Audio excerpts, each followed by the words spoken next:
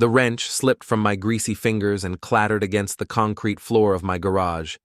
It was past midnight, and I was elbow-deep in Mrs. Henderson's busted transmission when I heard my wife's voice drifting through the thin walls, separating our house from my workspace. "You know what, Eric? I'll date whoever I want. Jake can just wait around like he always does. He's so used to me running our lives. He'll cave eventually." I froze under the hood of the Ford Explorer, my heart hammering against my ribs. The speaker was on. She always forgot to turn it off when she thought I couldn't hear. "Are you sure he won't cause problems?" Eric's voice was smooth, confident. I'd met him twice at Lindsey's work events. Real estate hotshot with perfect teeth and a BMW. "Jake? Please. He fixes cars for a living and watches Netflix. He's not exactly intimidating." I wiped my hands on my coveralls, moving closer to the wall. My wife of 14 years was planning her dating life around my schedule like I was some kind of babysitter. "Besides," Lindsey continued, "I've worked too hard to get where I am to settle for this suburban mediocrity. You understand ambition, Eric. Jake just doesn't—" The call ended, and I stood there in the fluorescent light, surrounded by tools and car parts, feeling like the biggest fool in Texas. Apparently, my wife's definition of marriage was more open than my garage door. I walked back to Mrs. Henderson's Explorer, but my hands were shaking too badly to hold the wrench steady.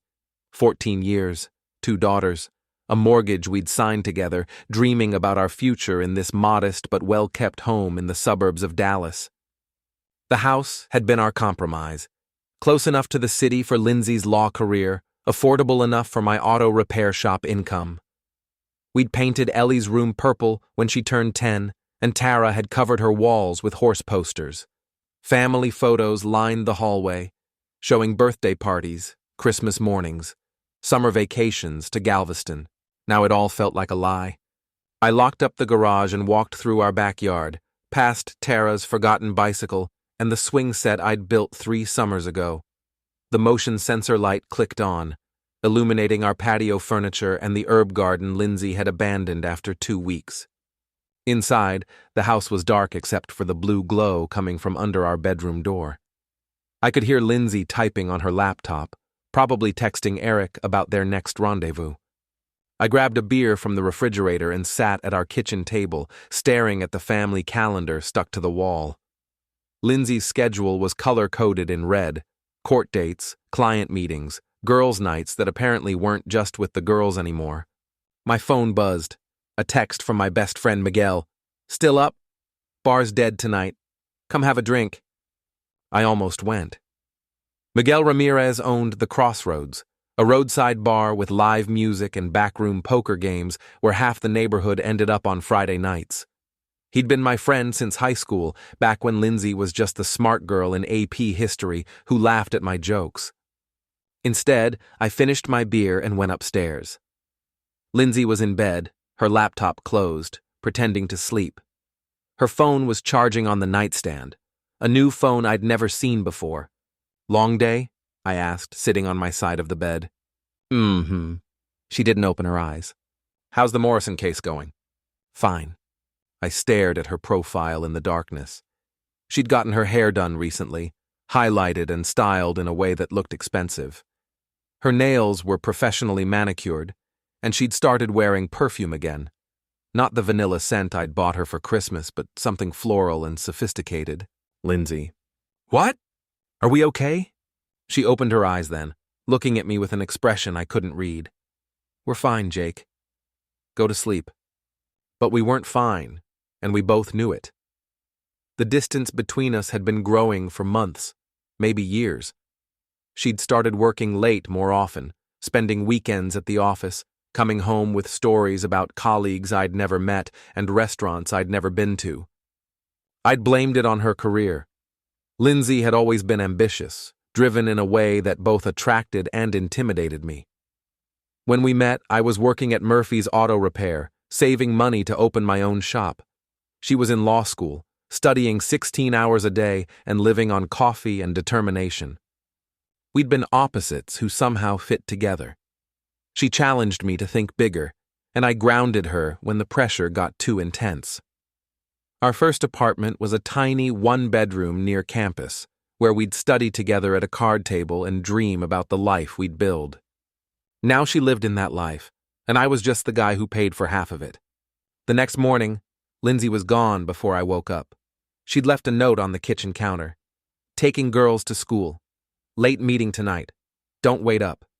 Ellie and Tara were already dressed and eating cereal when I came downstairs. Ellie, 12 years old and sharp as her mother, looked up from her phone with knowing eyes. "Mom left early," she said. "I saw the note. She's been leaving early a lot." Tara, 8 and still innocent enough to believe in fairy tales, was more concerned with her lucky charms than family drama. But Ellie watched me with the careful attention of a kid who'd learned to read the temperature of a room. "Everything's fine, kiddo," I told her. "Sure it is." I dropped them at school and drove to my shop, a large building in an aging strip mall that had seen better days. The sign out front read, "Morgan's Auto Repair," in faded blue letters, and the waiting room still had the same chairs I'd bought when I opened 5 years ago. My crew was already there. Tommy, a kid fresh out of technical college, Pete, a grizzled veteran who'd been fixing cars since before I was born, and Sandra, our office manager who kept us all in line. "You look like hell," Sandra said when I walked in. "Thanks for the pep talk. Seriously, Jake. What's wrong?" I could have told her. Sandra had been through 2 divorces and had the wisdom that comes from surviving other people's betrayals. But admitting that my wife was planning to date other men while I waited at home felt like a humiliation I wasn't ready to share. "Just tired," I said, and disappeared under the hood of a Chevy Malibu. Work was my refuge, the one place where I felt competent and in control. I could diagnose a transmission problem by the sound it made, rebuild an engine from memory, and solve problems that stumped other mechanics. My customers trusted me, my crew respected me, and my reputation in the community was solid, but none of that seemed to matter to Lindsey anymore. Around noon, I took a break and walked to the deli next door for lunch. The owner, Mrs. Kim, always asked about my family, and today her questions felt like tiny knives. "How are your beautiful daughters?" "Good, growing up fast." "And Lindsey?" "I haven't seen her in so long." "She's busy with work." Mrs. Kim nodded sympathetically. "My daughter is the same way. Career, career, career. Sometimes I worry she'll forget to have a life." I ate my sandwich in the shop's break room, staring at my phone. No messages from Lindsey, no missed calls, just a Facebook notification showing that she'd been tagged in photos from some legal conference I'd never heard of. In the pictures, she looked radiant, laughing with colleagues in expensive suits. Eric was in 2 of the photos, standing close enough to her that their shoulders touched.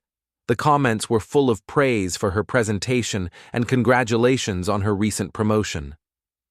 I hadn't known about the promotion. That evening, I picked up the girls from after-school care and took them to McDonald's for dinner. Tara was delighted by the unexpected treat, but Ellie was suspicious. "Where's Mom?" "Working late."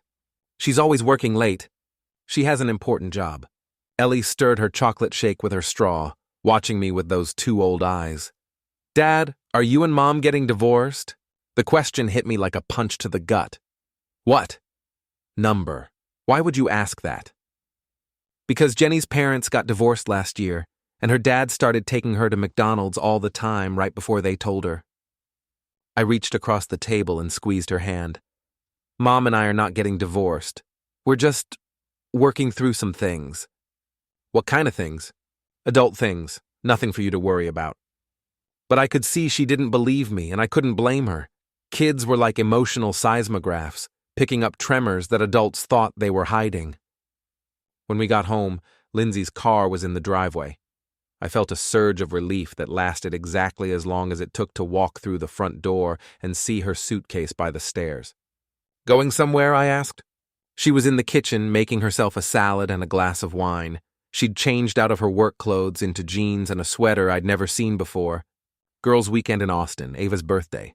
Ava Lee was Lindsey's best friend from law school, a corporate climber who'd never liked me. She'd made partner at her firm 2 years ago and never let anyone forget it. "When do you leave?" "Tonight. I'm driving down with Sarah and Michelle. Two more names I barely recognized from her work stories. Lindsey's social circle had expanded in recent years, filled with successful women who went to wine tastings and spa weekends and talked about their careers like military campaigns. The girls have soccer in the morning, I said. I know, you can handle it. She said it like she was doing me a favor by letting me parent my own children. After dinner, I helped Tara with her homework, while Ellie disappeared into her room with her tablet. Lindsey finished packing and kissed the girls goodbye, promising to bring them something from Austin. I'll be back Sunday night, she told me, not quite meeting my eyes. I watched her load her suitcase into her Honda Accord, wondering if Eric would be in Austin too. Wondering if this was how it started. Weekend trips that turned into longer absences, a gradual separation that would end with lawyers and custody agreements. The house felt different after she left, quieter but also less tense. I made popcorn and let the girls stay up late watching movies, and for a few hours we felt like a normal family again. But after they went to bed, I found myself walking through our house like a detective, looking for clues I'd been too trusting to notice before. Lindsey's closet had new clothes with tags from stores I'd never heard of. Her jewelry box contained earrings and a bracelet that hadn't come from me. In her home office, I found credit card statements showing charges at expensive restaurants, hotels, and boutiques. The amounts made my stomach clench. We'd been fighting about money for months, with Lindsey complaining that my shop wasn't growing fast enough to support her lifestyle. Apparently, she'd decided to support it herself. Her laptop was password protected, but she'd left her iPad on the kitchen counter. I felt like a criminal opening it, but the need to know was stronger than my guilt. The messages were all there. Months of texts between Lindsey and Eric, starting professional and gradually becoming intimate. Photos that made my face burn with humiliation and rage. Plans for weekend getaways and dinner dates, and a future that didn't include me. The most recent message was from this afternoon. Can't wait to see you tonight. Jake thinks I'm in Austin with the girls. I set the iPad down with shaking hands and walked out to my garage. Mrs. Henderson's Explorer was still there, waiting for me to finish the transmission work. I picked up my wrench and got back under the hood, but my vision was blurred with tears and fury. My phone buzzed with a text from Miguel. How's your weekend looking? Got a poker game tomorrow night if you're interested. I almost texted back the truth, that my wife was cheating on me with some real estate pretty boy and planning to keep me around as her backup plan. Instead, I wrote, maybe. I'll let you know. I worked until 3 in the morning, taking apart Mrs. Henderson's transmission with methodical precision. Every bolt I loosened, every part I cleaned and inspected, felt like a small act of control in a life that was spinning away from me. When I finally went inside, I sat at the kitchen table with Lindsey's iPad, reading through months of betrayal. The worst part wasn't the affair itself. It was the casual cruelty in her messages about me. Jake's so predictable. Work, dinner, TV, bed. I feel like I'm married to a robot. He thinks buying me flowers from the grocery store is romantic. When's the last time you've seen a grocery store, Eric? I've outgrown this life.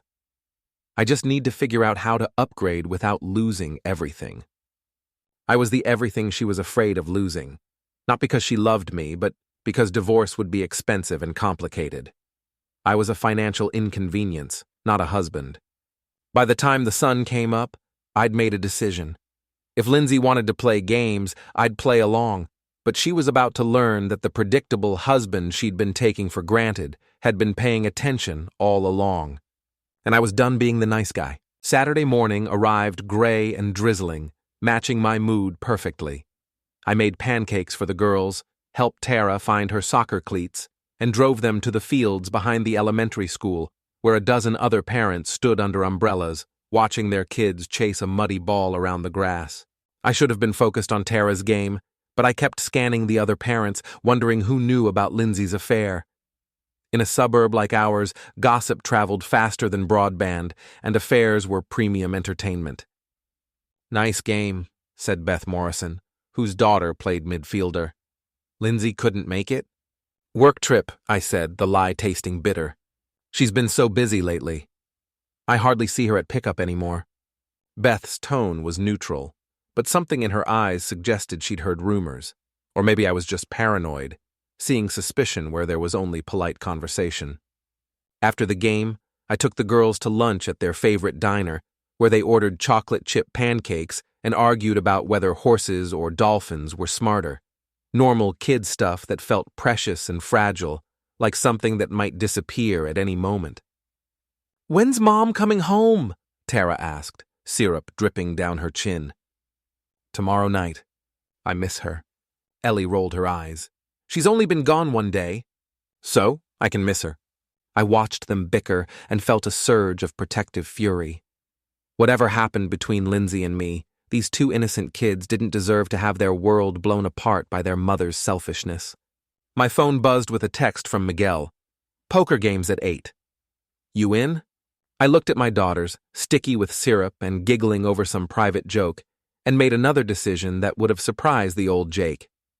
"Actually, I need you to watch the girls tonight," I texted back. "I have something I need to do." Miguel's response was immediate. "Everything okay?" "I'll explain later." That evening, I dropped Ellie and Tara at Miguel's house. The Crossroads was closed on Sundays, so he lived in the apartment above the bar, a bachelor pad that smelled like beer and barbecue sauce. The girls loved him like an uncle, and he spoiled them with video games and junk food whenever they visited. "You sure you're okay?" he asked as the girls settled in front of his massive TV. "I'm fine. Just need to take care of something." Miguel studied my face with the careful attention of a friend who'd known me for 20 years. "This about Lindsey?" I nodded, but didn't elaborate. Some things you had to see for yourself before you could talk about them. I drove across town to the Marriott where Eric's real estate company held their monthly networking events. It was a long shot, but Lindsey's messages had mentioned meeting him at the usual place, and hotels were good for privacy. I found her Honda in the parking lot next to Eric's silver BMW, and something cold settled in my chest. Seeing the proof was different from reading about it in text messages. I sat in my truck for an hour, watching the hotel entrance and feeling like a private investigator in a bad movie.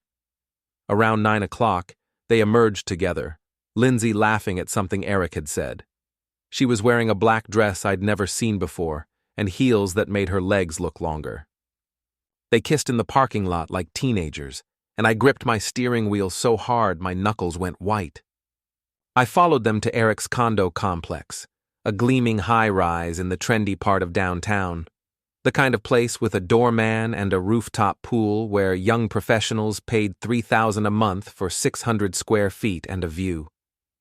I parked across the street and watched the lights come on in a corner unit on the 15th floor. My wife was up there, in another man's bed, probably not thinking about me at all. The smart thing would have been to drive home, hire a lawyer, and file for divorce.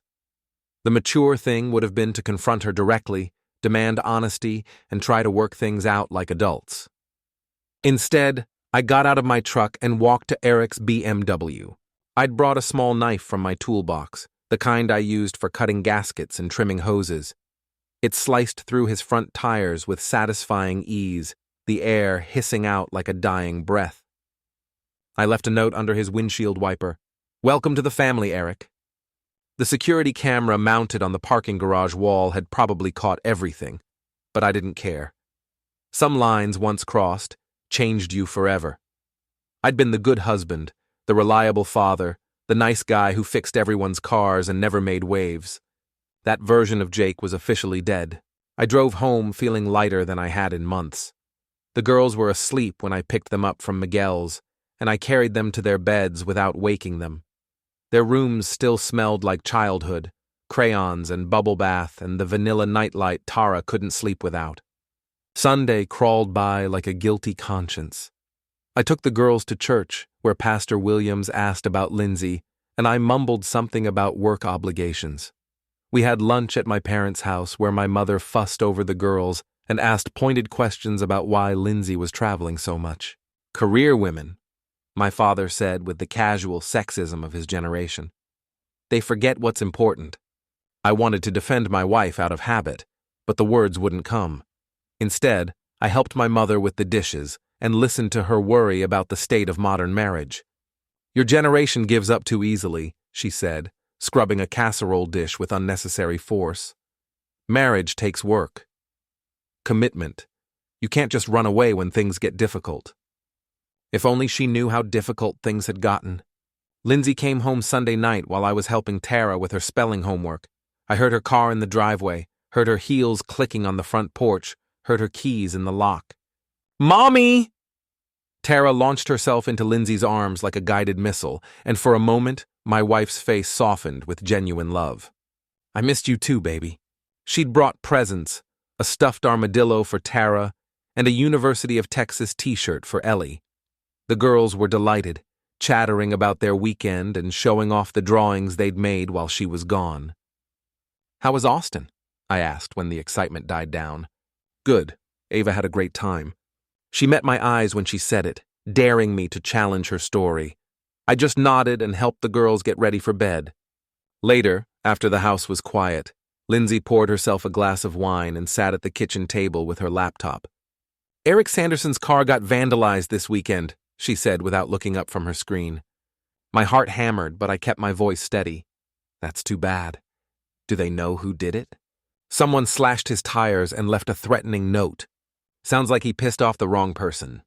She looked at me then, her eyes sharp and calculating. The security cameras caught everything.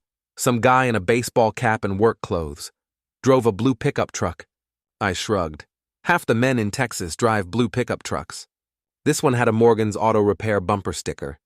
The silence stretched between us like a loaded gun. I could deny it, act outraged, demand proof, or I could own it. Interesting coincidence, I said. Jake. Her voice was warning and threat wrapped together. Lindsey, if you ever touch Eric's property again, I'll ruin you. I'll take the girls, the house, everything. You'll be lucky to get supervised visitation. I stood up slowly, walked to the refrigerator, and got another beer. When I turned back, she was still staring at me with those cold lawyer eyes. You know what's funny? I said, popping the bottle open. For months I've been wondering what I did wrong. Why my wife was so unhappy, so distant, so eager to be anywhere but home. Jake, I thought maybe I wasn't ambitious enough or romantic enough or interesting enough. I blamed myself for not being the husband you deserved. I took a long drink of beer, savoring the moment. But it turns out I was wrong. It wasn't about what I wasn't giving you. It was about what Eric was. Her face went pale, but she didn't deny it. So, here's the thing, Lindsey. You want to threaten me with lawyers and custody battles? Go ahead. But remember that divorce proceedings are public record, and adultery still matters in Texas family court.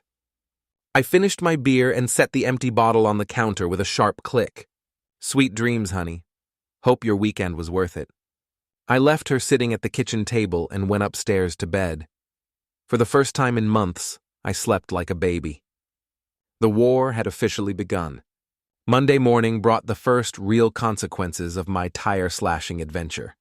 I was replacing brake pads on a Toyota Camry when Sandra knocked on the office door.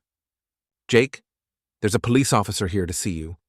Officer Martinez was young, probably fresh out of the academy, with the kind of earnest demeanor that suggested he still believed in justice and truth. He asked me about Saturday night, my whereabouts, whether I knew Eric Sanderson. I might have met him once or twice, I said, wiping grease off my hands with a shop rag. My wife works with him sometimes. Mr. Sanderson says you might have had a reason to vandalize his vehicle. What reason would that be? Officer Martinez consulted his notebook. He claims you've been harassing him about his relationship with your wife. I laughed, and the sound surprised both of us. Officer, if my wife wants to have relationships with her co-workers, that's between her and her conscience. I'm too busy running a business to worry about office politics. So you're saying you didn't slash his tires? I'm saying Eric Sanderson is a real estate agent who drives a BMW and wears suits that cost more than most people make in a week. You think he doesn't have enemies? Martinez looked around my shop, at the oil-stained concrete, the ancient tools, the calendar from 2019 that nobody had bothered to replace. I could see him categorizing me. Blue collar, harmless, probably too tired after work to commit property crimes.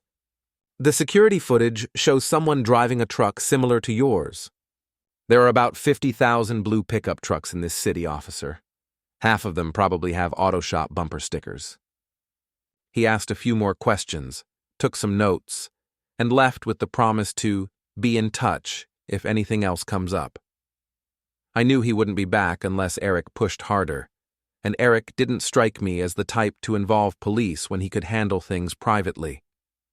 That afternoon, I called a lawyer, not some high-powered family law attorney like the ones Lindsey worked with, but a scrappy solo practitioner named Dave Chen who'd handled my business incorporation and did divorces on the side. "How bad is it?" Dave asked after I'd explained the situation. "She's got photos, hotel receipts, probably months of evidence, but she's also threatening to take my kids if I cause problems. Texas is a no-fault divorce state, but adultery can still affect custody and property division. If you can prove she's been using marital assets to fund the affair, credit card statements going back 6 months, restaurants, hotels, shopping trips. Good. What about the tire slashing?" "No proof it was me." Dave laughed. "Jake, I've known you for 5 years. You're the most honest guy I've ever met. If you're willing to lie to the police, this marriage is really over." He wasn't wrong. The old Jake would have confessed, apologized, tried to work things out through counseling and compromise. But the old Jake hadn't known his wife was planning to keep him around as a backup plan while she explored her options. "What do you need from me?" I asked. "Everything. Financial records, evidence of the affair, documentation of her parenting. If she wants to play hardball, we'll give her a game she won't forget." I spent that evening in my home office printing bank statements and credit card bills, organizing evidence like I was building a legal case, because that's exactly what I was doing. Lindsey came home late, claiming another work emergency. She barely spoke to me, ate a salad while standing at the kitchen counter, and disappeared upstairs to her laptop and her secret phone. The girls noticed the tension. Tara became clingy, following me around the house and asking if I was sad. Ellie retreated into her room, emerging only for meals and homework help, watching us with those two knowing eyes. "Dad," she said Tuesday night while I was tucking her in, "are you and Mom fighting? Sometimes adults disagree about things. Is it about money?" Kids always thought it was about money. It was easier than explaining that sometimes people just stopped loving each other, or that love wasn't always enough to overcome selfishness and betrayal. "It's complicated, kiddo. I heard Mom on the phone yesterday. She was crying." That surprised me. Lindsey wasn't much of a crier, at least not where anyone could see her. "What did she say?" "Something about making a mistake and not knowing how to fix it." I kissed Ellie's forehead and turned off her bedside lamp. "Try not to worry about grown-up stuff, okay? That's my job." But as I walked downstairs, I wondered if Lindsey was having second thoughts, if the reality of almost losing her family was making her reconsider her choices. The thought lasted exactly as long as it took me to see her in the kitchen, texting on her secret phone with a smile I hadn't seen in months. Wednesday brought escalation. I was eating lunch at my desk when Sandra burst into the office, her face flushed with excitement and anger. "You need to see this," she said, shoving her phone in my face. It was a Facebook post from Ava Lee, Lindsey's best friend. A photo of Lindsey and Eric at some charity fundraiser, looking cozy and professional. The caption read, "So proud of my girl Lindsey for landing the Morrison account. She and Eric make such a great team. Hashtag power couple, hashtag legal eagles." The comments were brutal. Friends and neighbors who knew Lindsey was married, asking pointed questions about her work husband and making jokes that weren't really jokes. "That bitch," Sandra muttered. "She's trying to humiliate you in public." But I wasn't humiliated. I was inspired. If Lindsey wanted to play the social media game, I had advantages she didn't know about. I knew where she parked her car, where she ate lunch, where she met Eric for their afternoon coffee dates. I knew her schedule better than she did, and I had friends in places she'd never considered. That evening I called Miguel. "I need a favor," I said. "Name it." "How's your relationship with the health department these days?" Miguel's bar had been cited twice in the past year for minor violations. Nothing serious, just the kind of bureaucratic harassment that small business owners dealt with regularly. But Miguel had connections throughout the city government, guys he'd gone to high school with who now worked in various departments. What do you need? Eric Sanderson's real estate company, Pinnacle Properties on Elm Street. I want to know if they're up to date on all their permits, licenses, inspections. You want me to sick the city on them? I want you to make sure they're following all the rules. Thoroughly. Miguel was quiet for a moment. This is about Lindsey. Yeah. She cheating? Yeah. With this Eric guy? Yeah. Okay, I'll make some calls. Friday morning, Eric's office got surprise visits from the fire marshal, the building inspector, and the health department. Nothing illegal, just thorough examinations of their compliance with city codes, the kind of inspections that tied up business for hours and cost money in consultant fees and permit renewals. I heard about it from Mrs. Kim at the deli, whose nephew worked for the fire department. They had to evacuate the whole building, she said, delighted by the drama. Something about the sprinkler system needing recertification. I ate my sandwich and tried to look appropriately sympathetic. That afternoon, Lindsey came to my shop. I was under the hood of a Honda Civic when Sandra announced that my wife was in the waiting room, looking like she wanted to murder someone. I took my time washing my hands, checking my appearance in the bathroom mirror, and walking out to meet her. She was pacing in front of the coffee machine, still in her work clothes, but with her hair slightly messed up and her lipstick worn off. "We need to talk," she said. "Sure, what's up?" "Don't play dumb, Jake. I know what you did." I looked around the waiting room, where two customers were pretending not to listen while they flipped through ancient copies of Sports Illustrated. "Maybe we should take this outside."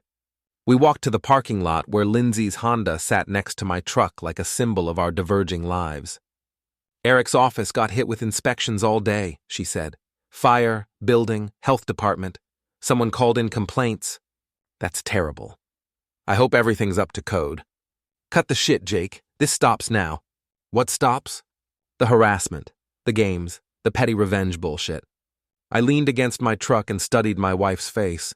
She was angrier than I'd seen her in years, but there was something else underneath the fury. Fear, maybe, or guilt. "You know what's funny?" I said. "A month ago, if you'd told me you were unhappy, that you wanted something different, I would have tried to fix it. I would have gone to counseling, changed jobs, moved to a different city, whatever it took. Jake! But instead, you decided to shop around for my replacement while keeping me as your backup plan. And now you're mad because I'm not playing along." She stepped closer, lowering her voice. "I never meant for this to happen." "Which part? The affair or getting caught?" "Any of it. Eric and I, it just happened. We were working late, and he understood things about my career that you don't, and you decided to fuck him." She flinched at the crude language. The old Jake never would have spoken to her that way. "It's not just about sex. Oh, it's true love. How romantic. He gets my ambitions. He doesn't make me feel guilty for wanting more than this." She gestured at my shop, at the blue-collar world I'd built for us. "More than what, exactly? More than a husband who works 60 hours a week to support your career? More than 2 beautiful daughters who worship you? More than a home and a family and a life we built together? More than being stuck in the suburbs forever, watching other people succeed while we just exist?" There it was. The truth underneath all the rationalizations and excuses. I wasn't enough for her anymore. My love, my loyalty, my devotion. None of it mattered because I couldn't give her the lifestyle she wanted. "Well," I said, "at least now I know where we stand." I started to walk back toward the shop, but she grabbed my arm. "Jake, wait. We can work this out. End things with Eric, go to counseling, start over." "Why would you want to do that?" "I'm just a mechanic who doesn't understand your ambitions, remember?" "Because..." She struggled for words, maybe realizing for the first time what she was about to lose. "Because we have a family. Because I love you." "No," I said, gently removing her hand from my arm. "You love the security I provide. You love having someone to pay half the bills and watch the kids while you explore your options, but you don't love me, Lindsey. If you did, we wouldn't be having this conversation." I left her standing in the parking lot and went back to work. Through the window, I watched her sit in her car for 10 minutes, crying and making phone calls. That night, she didn't come home until after midnight. I was waiting in the kitchen with a beer and a folder full of documents. "We need to discuss logistics," I said as she walked through the door. "Logistics?" "The divorce, custody arrangements, division of assets." She set down her purse and stared at me. "You're serious?" "Dead serious." "Jake, please, let's not do this. Think about the girls." "I am thinking about them. They deserve better than parents who hate each other." "I don't hate you. No, you just think I'm beneath you, which is actually worse." I opened the folder and spread the papers across the kitchen table. Bank statements, credit card bills, hotel receipts, photos printed from her social media accounts. "Your affair has been going on for 4 months, I said.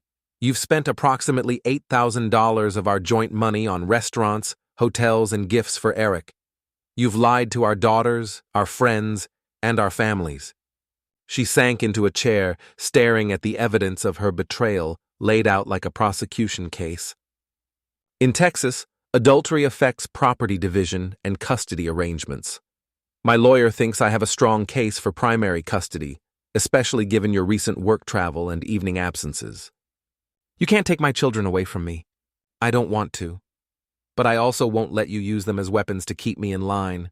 I gathered up the papers and put them back in the folder. "You have a choice, Lindsey. We can do this the easy way, with mediation and shared custody and minimal drama. Or we can do it the hard way, with depositions and court hearings and every detail of your affair becoming public record." She was crying now, mascara running down her cheeks. "I never wanted to hurt you, but you did. Every lie, every secret meeting, every time you came home from his bed and kissed our daughters goodnight. You hurt all of us." I stood up and walked toward the stairs, then turned back.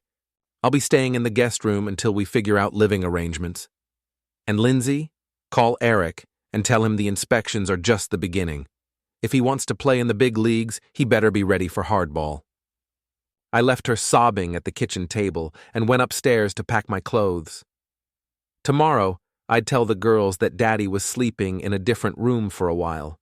Next week, I'd start looking for an apartment. But tonight, for the first time in months, I felt like myself again. The villain she'd made me was just getting started. The guest room became my headquarters for psychological warfare. I'd moved in my laptop, a mini fridge, and a corkboard, where I tracked Lindsay's schedule like a military campaign. Her patterns were predictable. Coffee with Eric on Tuesday mornings, lunch dates on Thursdays, evening work meetings that lasted until midnight. The girls adjusted to the new arrangement with the resilience of children who sensed that asking too many questions might shatter the fragile peace. Tara started having nightmares, crawling into my narrow guest bed at 2 a.m. Ellie became aggressively helpful, making breakfast and packing lunches like she could hold our family together through sheer force of will. "Dad," she said one morning while buttering toast, "Jenny's mom says you and Mom are getting divorced." I looked up from my coffee. Jenny Patterson lived 3 houses down, and her mother Carol was the neighborhood's unofficial gossip coordinator. "What did you tell her?" "That it wasn't her business." "Good answer. But are you?" I set down my mug and really looked at my 12-year-old daughter. She had Lindsay's sharp intelligence and my stubborn jaw, and she deserved honesty even if the truth was complicated. "Mom and I are having problems. We're trying to figure out what's best for everyone. Including us? Especially you and Tara." She nodded solemnly and went back to making breakfast, but I could see the wheels turning behind her eyes. Ellie was already planning, already strategizing how to navigate whatever came next. That afternoon, Miguel called with an update on Eric's business troubles. "The building inspector found some issues with their electrical system," he said. "Nothing dangerous, but they'll need to bring everything up to current code. Should cost about $15,000. "And the fire marshal?" "Sprinkler system needs updating. Another 10 grand minimum." "Health department?" Miguel laughed. "Turns out their break room refrigerator had some expired yogurt. They got written up for improper food storage. It was petty and vindictive and exactly the kind of bureaucratic harassment that could drive a small business owner crazy." I felt a twinge of guilt that lasted about as long as it took to remember Lindsay's credit card bills. "Thanks, Miggs." You sure about this path you're on? What do you mean? This revenge stuff, it's not like you. He was right. The old Jake would have been horrified by what I was doing. But the old Jake had trusted his wife, believed in fairness, thought that good behavior was rewarded and bad behavior had consequences. The new Jake understood that sometimes you had to create your own consequences. She made her choice, I said. Now she gets to live with the results. That evening, I implemented phase 2 of my plan. I'd spent weeks researching Eric's business, his clients, his reputation in the real estate community. Pinnacle Properties specialized in high-end residential sales, the kind of million-dollar listings that required absolute trust between agent and client. Trust that could be easily damaged by the right kind of information.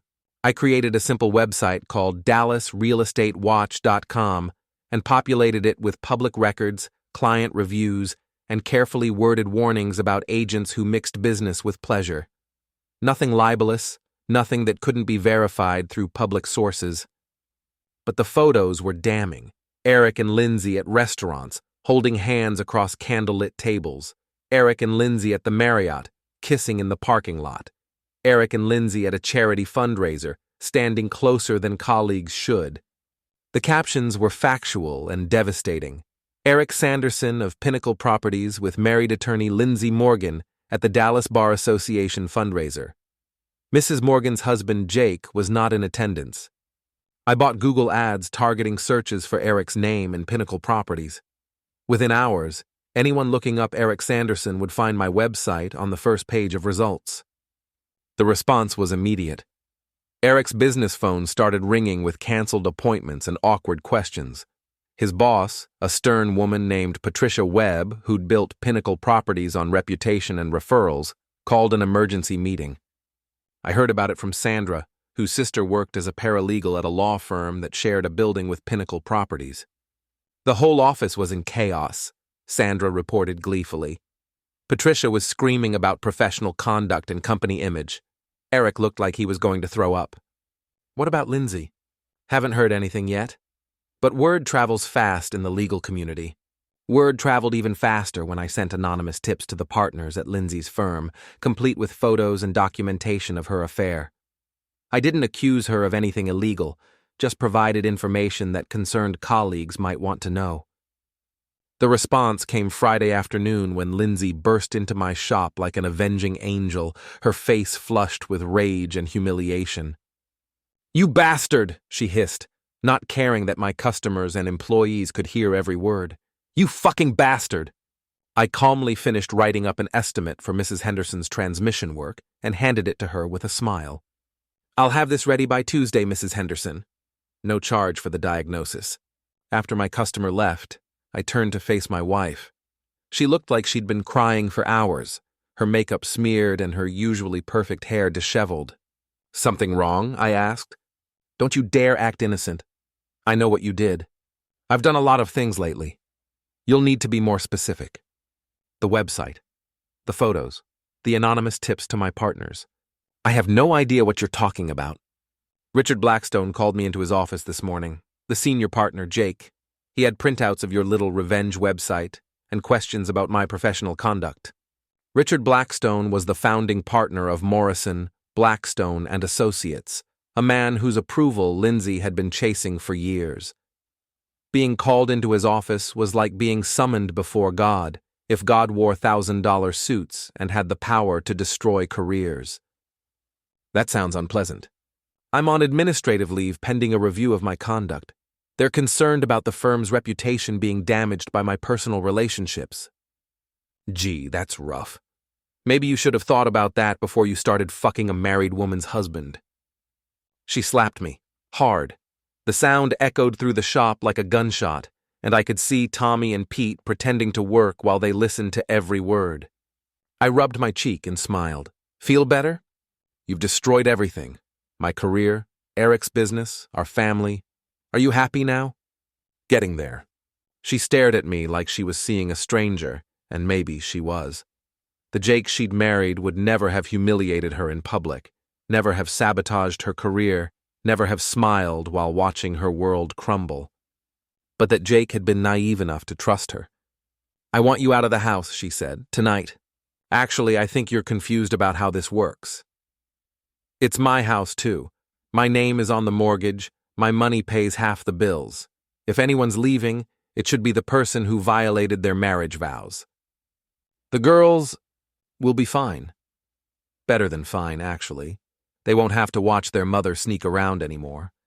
Lindsey looked around the shop, at the oil stains on the concrete and the ancient tools hanging on pegboard walls. This is what you want? To drag all of us down to your level? My level? I laughed, and the sound was harsher than I intended. Honey, you're the one who's been fucking around. I'm just making sure everyone knows about it. She left without another word, but I could see the defeat in her shoulders. For the first time since this whole mess started, Lindsey was beginning to understand that actions had consequences. That weekend, the girls stayed with my parents, while Lindsey and I had what she called a conversation about our future. It took place in our living room, with Dave Chen representing me and some hotshot family attorney named Marcus Webb representing her. My client is prepared to offer joint custody, Webb said, consulting his legal pad like it contained the secrets of the universe. Alternating weekends and shared holidays. Your client committed adultery, Dave replied calmly. She's not in a position to dictate terms. Adultery is not grounds for denying custody in Texas. No, but using marital assets to fund an extramarital affair is relevant to property division. And my client has extensive documentation. We spent 3 hours negotiating like we were dividing up a business instead of a family. The house, the cars, the retirement accounts, the girls' college funds, everything reduced to spreadsheets and legal language. Lindsey sat across from me looking pale and defeated, occasionally whispering instructions to her lawyer. She'd lost weight in the past week, and there were dark circles under her eyes that makeup couldn't hide.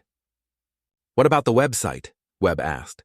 My client wants assurances that Mr. Morgan will cease his harassment campaign. What website? Dave asked innocently.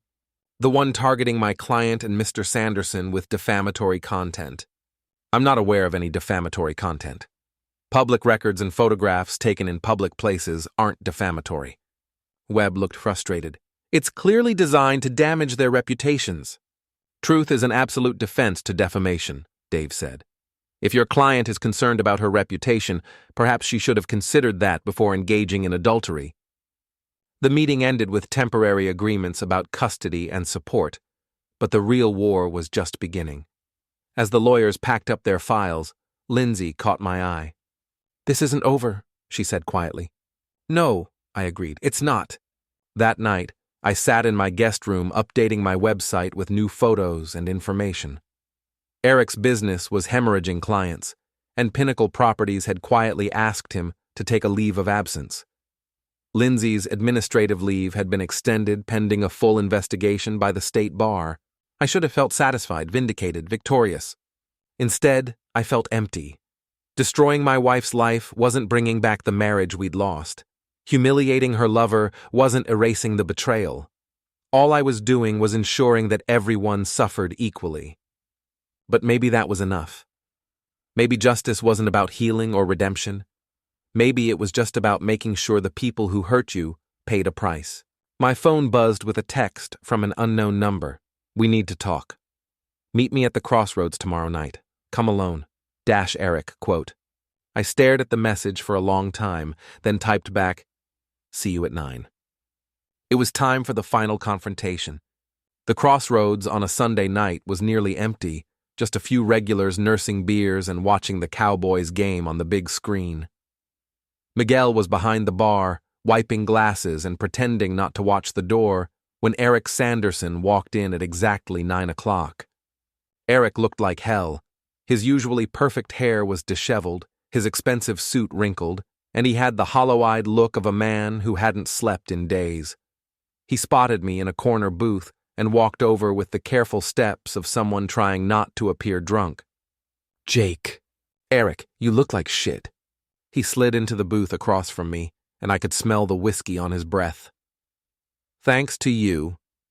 Thanks to your own choices. I didn't make you sleep with my wife.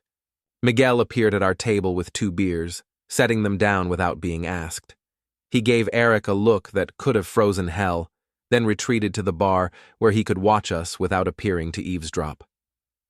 "You want to destroy me?" Eric said, taking a long pull from his beer. "Fine. I probably deserve it, but Lindsey doesn't. Lindsey made her own choices too. She's lost everything. Her job, her reputation, her friends. Patricia fired me yesterday, but at least I can find another job. Lawyers who get sanctioned by the state bar don't get second chances." I felt a flicker of something that might have been guilt, but I pushed it down. Lindsey had known the risks when she started her affair. She'd just assumed she was smart enough not to get caught. "What do you want, Eric?" "I want you to stop. Take down the website. Call off whatever other revenge you're planning. Let us try to rebuild our lives." "Us?" I laughed. "You're still together?" "We love each other. You love each other so much that you were willing to destroy my family for it. Forgive me if I'm not impressed by your grand romance." Eric leaned forward, his eyes desperate. "Look, I know what we did was wrong.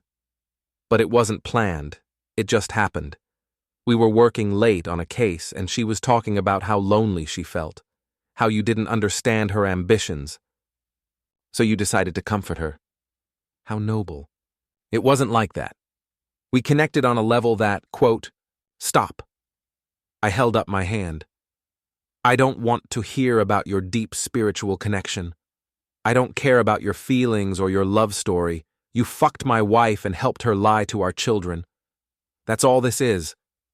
Eric drained his beer and signaled Miguel for another. "Fine. You want me to grovel? I'm sorry. I'm sorry I met her. Sorry I fell in love with her. Sorry we hurt you and the girls. Is that what you want to hear? What I want is for you to understand that actions have consequences. You thought you could take whatever you wanted without paying a price. Now you know better. And what about your daughters? You think they're not paying a price too?" That hit home harder than I wanted to admit. Ellie had been quiet all week, and Tara was having nightmares again. They were casualties in a war they hadn't chosen, and their pain was the one thing that kept me awake at night. My daughters will be fine. They'll learn that their father doesn't let people walk all over him. They'll learn that their father is vindictive and cruel. Better than learning that their mother is a liar and a cheat. Eric stared into his beer like it held the answers to life's mysteries. "She really did love you, you know. She used to talk about how good you were, how steady and reliable. She felt guilty about what we were doing. Just not guilty enough to stop. She was going to end it. Before you found out, she was planning to break things off with me and try to work things out with you. But she didn't. No, she didn't." We sat in silence for a while, two men whose lives had been derailed by desire and betrayal. The Cowboys scored a touchdown, and the regulars cheered half-heartedly. "What happens now?" Eric asked finally. "Now you disappear. You leave Dallas, find a job in another city, and never contact my wife or my children again." "And if I don't?" I smiled, and Eric actually flinched. "Then you'll discover that tire slashing and website harassment were just the warm-up acts." "You're threatening me. I'm making you a promise. Stay away from my family, or I'll make your life so miserable that you'll beg me to just call the police." Eric finished his beer and stood up unsteadily. "You know what the funny thing is? Lindsey was right about you. You are just a mechanic who doesn't understand ambition, but you're also something else she didn't see coming." "What's that?" "You're mean. Really, genuinely mean, and that's going to eat you alive." He walked out of the bar without looking back, leaving me alone with my beer and my thoughts. Miguel came over and slid into the booth across from me. That looked intense. "He's leaving town." "Good. What about Lindsey?" I shrugged. "What about her?" "You still love her." It wasn't a question, and I didn't have a good answer. Did I love the woman who'd betrayed me, lied to me, planned to discard me? Or did I love the memory of who she used to be, before ambition and dissatisfaction turned her into someone I didn't recognize? "Doesn't matter," I said finally. "Love isn't enough. Sometimes it is. Not this time." I finished my beer and drove home through empty suburban streets lined with houses full of families who were probably sleeping peacefully, untroubled by adultery and revenge, and the kind of hatred that burned like acid in your chest. The house was dark when I got home, but I could see light under Lindsey's bedroom door. I climbed the stairs quietly and paused outside her room, hearing the soft sounds of crying. For a moment, I almost knocked. Almost went in and tried to comfort the woman I'd loved for 14 years, the mother of my children, the person who'd once been my best friend and closest confidant. Instead, I went to the guest room and closed the door. The next morning, Lindsey was gone. Her car wasn't in the driveway, and her bedroom looked like it had been ransacked. Clothes everywhere, drawers pulled out, suitcases missing from the closet. I found a note on the kitchen table. "I'm staying at my sister's in Houston until we figure out custody arrangements. The girls can reach me on my cell phone. I'm sorry for everything." Ellie and Tara took the news with the stoic acceptance of children who'd been expecting bad news for weeks. Ellie asked practical questions about school pickup and dinner plans. Tara wanted to know if Mommy was coming back. "I don't know, sweetheart. Maybe someday." "Did you make her leave?" The question was like a knife to the heart. Mommy made some choices that hurt our family. Sometimes when people hurt each other, they need time apart to think about things. "Will you make me leave too?" I knelt down and pulled her into a hug that smelled like strawberry shampoo and childhood innocence. "Never. You and Ellie are the most important things in my life. Nothing will ever change that." But even as I said the words, I wondered if they were true. The man I'd become over the past few weeks, vindictive, calculating, capable of destroying lives without losing sleep, wasn't the father my daughters had known. Maybe Eric was right. Maybe the meanness would eat me alive. That afternoon, I got a call from Dave Chen. "Lindsey's lawyer wants to settle," he said. "Joint custody, equal parenting time, standard child support calculations." "What about the house?" "She's willing to sign it over to you in exchange for her half of your retirement accounts." It was a fair deal, probably better than I deserved given what I'd done to her career. But fairness wasn't what I was after anymore. "Counteroffer," I said. "Primary custody to me, with standard visitation for her. I keep the house and my retirement accounts. She can have her car and whatever personal belongings she wants." "Jake, that's pretty harsh. The judge might not—" "She committed adultery and used marital assets to fund it. She abandoned the family home. I have documentation of everything." Dave was quiet for a moment. "You sure about this?" "Once we file these papers, there's no going back." "I'm sure. But I wasn't sure about anything anymore. I was operating on pure instinct, like an animal backed into a corner. Every decision felt like survival, like the only way to protect what was left of my dignity and my family. The settlement negotiations dragged on for 3 weeks. Lindsey's lawyer pushed back hard, threatening to take everything to trial, but we both knew she was bluffing. A public trial would mean depositions, testimony, evidence presented in open court. The photos from my website would become exhibits. Her affair would be documented in court records that reporters could access. Her legal career, already hanging by a thread, would be finished. In the end, she accepted my terms. Primary custody to me, with the girls spending alternating weekends and Wednesday evenings with her. I kept the house, she kept her car, and enough money to start over somewhere else. The divorce was finalized on a gray Tuesday morning in November. We met at the courthouse with our lawyers, signed papers, and officially ended 14 years of marriage in less than an hour. Lindsey looked thin and tired, wearing a simple black dress that made her look older than her 36 years. She'd gotten a job with a small firm in Houston, doing insurance defense work for a fraction of her previous salary. "I hope you're happy," she said, as we walked out of the courthouse. "I'm not, but I'm satisfied." "What's the difference?" "Happy would mean none of this ever happened. Satisfied means you paid a price for what you did." She stopped walking and turned to face me. "I loved you, Jake. I know you don't believe that anymore, but it's true. I loved you, and I destroyed it, and I'll regret that for the rest of my life." "But you'd do it again." "What?" "If you had to choose between me and Eric, between our family and your ambitions, you'd make the same choice, because you never really loved me. You loved the security I provided." She started to argue, then stopped. Maybe she realized I was right, or maybe she was just too tired to fight anymore. "Take care of our girls," she said finally. "I will." She walked away across the courthouse parking lot, and I watched until her car disappeared into traffic. Then I drove home to my daughters, who were waiting for me to pick them up from school. That evening, I sat in my living room with Ellie and Tara, helping with homework and trying to pretend our lives were normal. The house felt different without Lindsey's presence, quieter, but also emptier. Her pictures were still on the walls, her books still on the shelves, but the woman who'd made this place a home was gone. "Dad?" Ellie looked up from her math worksheet. "Are you okay?" "I'm fine, kiddo." "Why?" "You look sad." I was sad. Sad and angry and hollow and victorious, all at the same time. I'd won the war, but the victory felt like defeat. I'd protected my family by destroying it. I'd punished my wife by becoming someone I didn't recognize.